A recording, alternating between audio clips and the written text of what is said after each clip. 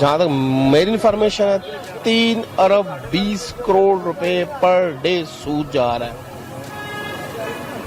3 ارب 20 کروڑ یعنی کہ اگر 5500 ارب تقریباً 5500 ارب ٹیکس تقریباً اکٹھا ہوتا ہے تو 3200 ارب تو آپ سود کی مد میں دے دیتے ہیں.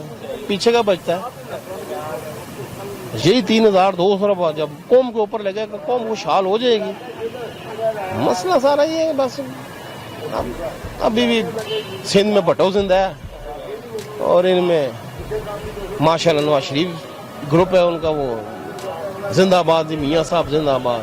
میں رات دن دعا کیا کرتا ہوں, خدایا تو نے 22 سال بندے کو دیے ہیں, اس کے بچوں کو بھی, اس کے جس بچوں کے لیے وہ لڑ رہا ہے ان بچوں میں بھی طاقت ہے. اب سمجھ جاؤ بچے اس کے ہو کس کے کہہ رہا ہوں, سمجھ جاؤ کس کے لیے بول رہا ہوں, کس کے لیے بول رہا ہوں. 22 سال کس نے خوالی کی ہے, وہ اس کے آگے پیچھے کچھ نہیں ہے, وہ خالی جب مر جائے گا اور قوم کو بنایا جائے گا. قومیں بنتی ہے قربانیاں دیتی ہے اور قربانی دینے کے لیے تیار ہو. مولانا صاحب یہ 30-35 سال پہلے کدھر گیا تھا کہ ابھی اس کو جو ہے نا لانگ مارچ پلانا مارچ ادا کیا, اس کو اپنے سیٹ کا لگا ہوا ہے. اس کو کچھ ملے گا تو کچھ بھی نہیں کرے گا, اپنی جگہ پہ آ جائے گا, سب کہے گا ٹھیک ہے یس ہے.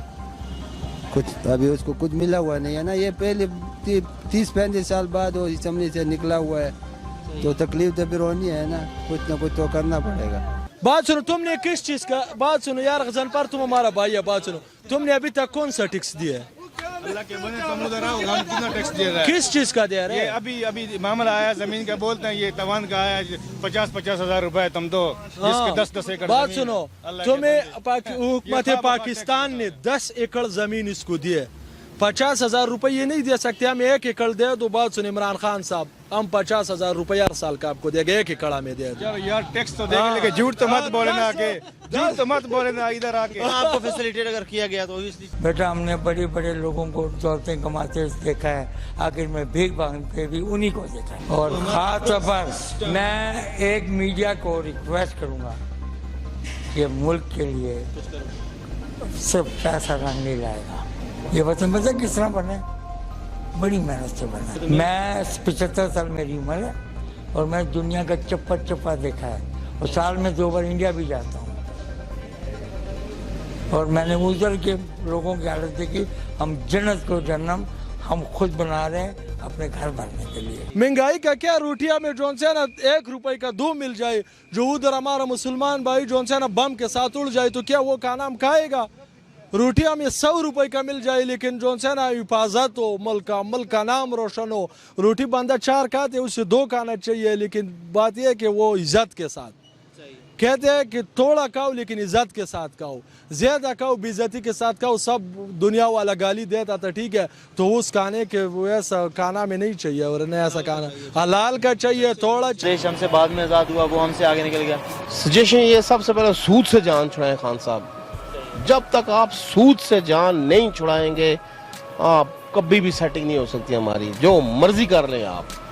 سود جو ہے یہ اللہ سے کھلی جنگ ہے, اللہ کے رسول نبی کریم صلی اللہ علیہ وسلم سے کھلی جنگ ہے, اس کے بعد بات ہی ختم ہو جاتی ہے. آپ لٹکائیں, اس قوم کا یہی ہے حل بھی یہی ہے. یہ ڈنڈے والی قوم ہے یہ, کیونکہ یہ ہمارے ذہن میں گھسی ہوئی ہے کہ جب تک ہم یہ پیسہ نہیں دیں گے آپ ایک گاڑی اپنے نام ٹرانسفر نہیں کروا سکتے. تو اس لیے 4-6 بڑے بڑے لوگ لٹکا دیں چوک میں, پھانسی نہ دیں ان کو. وہ کمرے میں دن صبح 3 بجے جب پوری دنیا سو رہی ہوتی ہے پھانسی دے رہے ہوتے ہیں. سرے عام جمعے کے بعد ایک مجمع کے سامنے ان لوگوں کو دیں نا پھانسی. آپ دیکھیں یہاں اب یہی ضرورت ہے, کیونکہ اب باقی قرضہ پاکستان کو اتارنا کو بہت بڑا مسئلہ نہیں ہے. سرکاری گورنمنٹ ملازمین ہیں جو A کلاس بزنس مین ہیں, چھوٹے بزنس مین ہیں, آپ ان سے قرض حسنہ لے لیں, ان سے آپ اس کے حیثیت کے مطابق لے لیں. 70 لاکھ ہیں ملازم گورنمنٹ امپلائی تقریباً ہوں گے اتنے, تو جیسے 16 ہیں 17 ہیں 18 ہیں جیسے ہوں گے حیثیت کے مطابق سب سے قرضہ لیں. جیسے تاجر برادری ہے, چھوٹے تاجروں سے بھی آپ کچھ لیں, کچھ بڑے سے لیں. یہ ایک بار سود سے نکلیں, آپ سود سے نکلیں.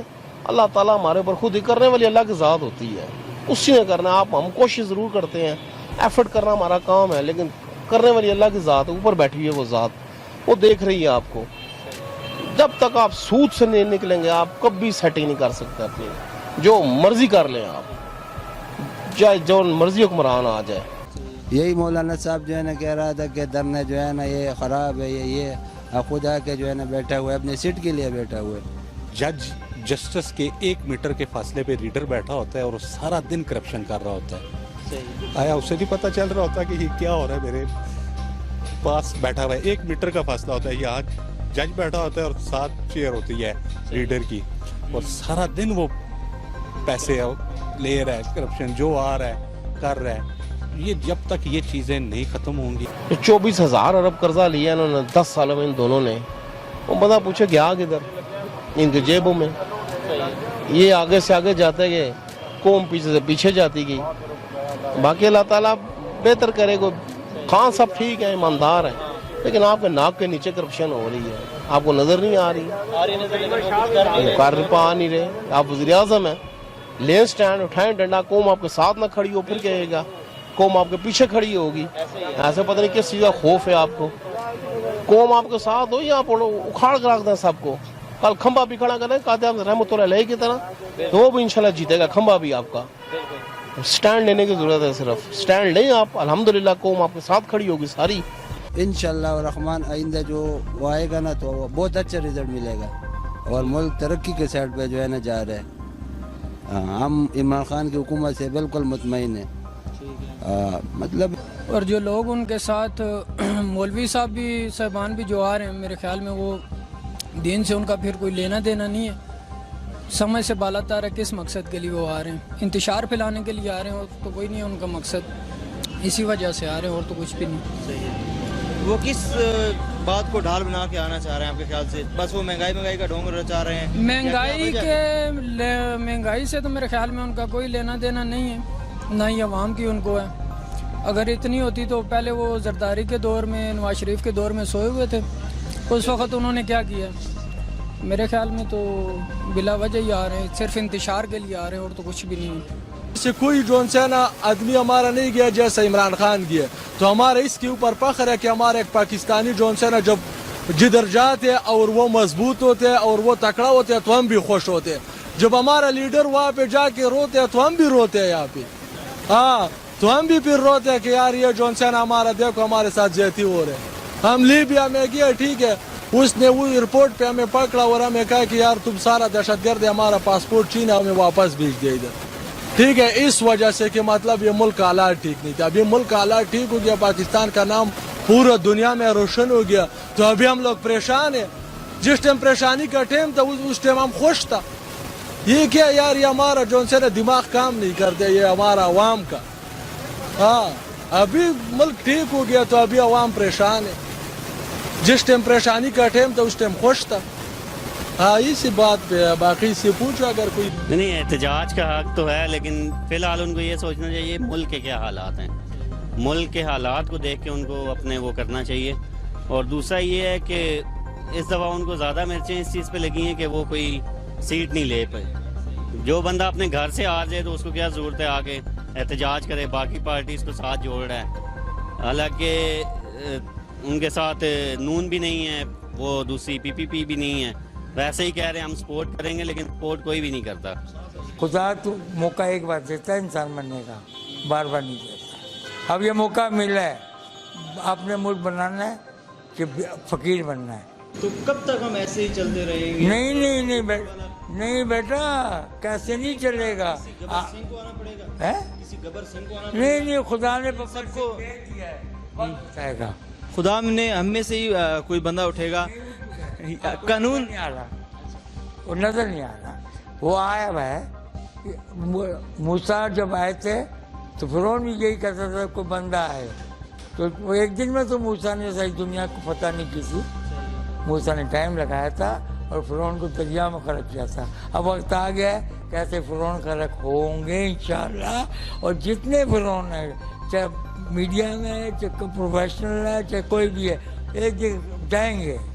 میں 130 سال پرانی دکان میں بیٹھا ہوں, آرام نہ کھایا نہ کھانے دیا, اور آج تک اسی دکان میں باپ دادا بڑے ہوئے ہیں اور میں بھی آئی, میرا دوسری ٹھکانہ ہی نہیں ہے 130 سال میں.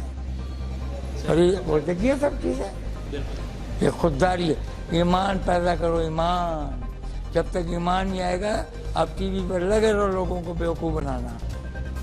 हम तो इस वक्त